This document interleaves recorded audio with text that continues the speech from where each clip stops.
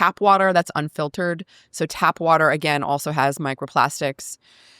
Unfortunately, our oceans are contaminated, so microplastics are also found in a lot of fish, and particularly they accumulate in the digestive tract of fish. So if you're eating shellfish or clams or oysters or anything where you're eating the whole digestive tract, or a sardine, whole sardine, then you're going to be getting microplastics.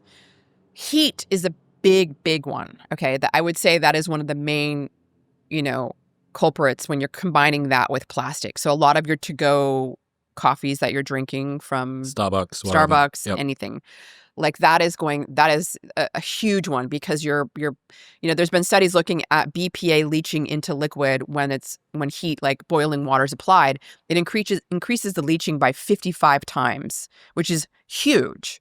It also increases microplastic, breakdown, right? Because you're breaking down the plastic itself. Not only are you getting more, you're making the plastic smaller, which allows it to be permeating through the gut more effectively. Exactly.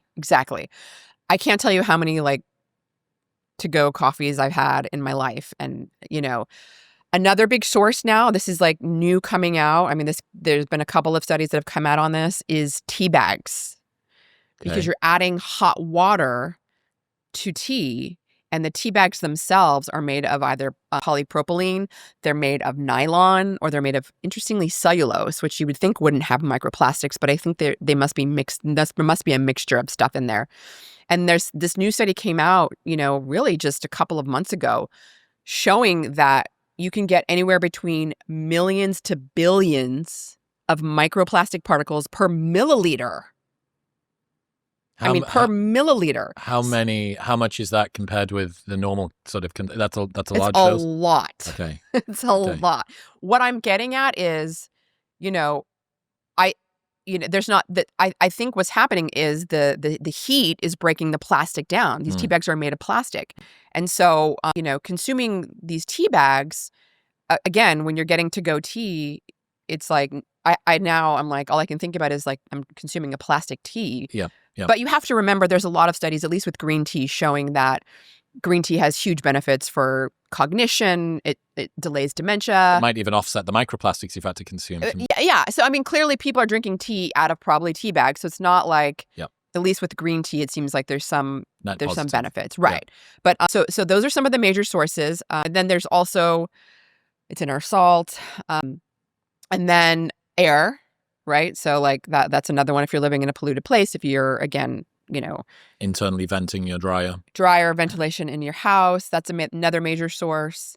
And then another one would be also to consider would be black plastic. So I know you're like, what? This is kind of some new data coming out.